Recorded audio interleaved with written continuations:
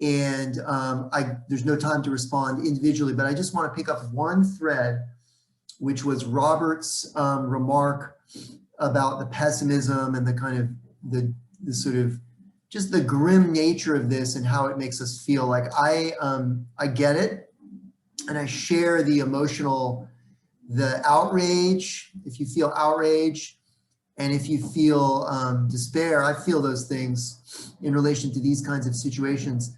But what I also feel, and I just want to share this by way of conclusion, hopefully as encouragement, is a sense of urgency to use my and our collective capacities to think and to understand and to be creative, both organizationally in terms of strategies and also as designers of the future, to get involved.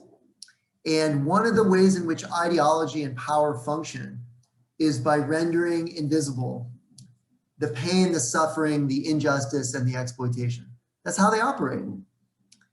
Or by making, as we know from Engels and so many others we've read, our feminist authors, our queer theoretical authors, by rendering power invisible and by making arrangements that are unjust and socially destructive seem inevitable and natural.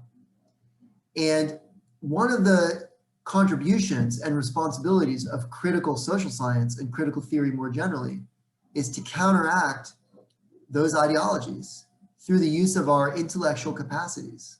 So all of you are students at the University of Chicago. So you've made it here to this elite university, and here we are. We're in a classroom where we're doing some critical work to try to understand the operations of power. And it's a powerful opportunity in the sense that like we have the freedom and the luxury to use our brains to try to understand these things.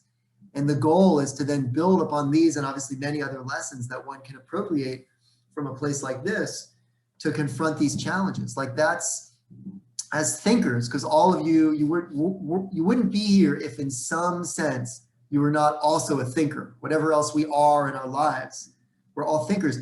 So the responsibility of us as thinkers is to use our ability to think in order to understand, to act, and to transform. So I say all that in the hope that you'll channel the feelings of whatever they are for each of us, whether it's angst or pessimism or despair or outrage, into creativity.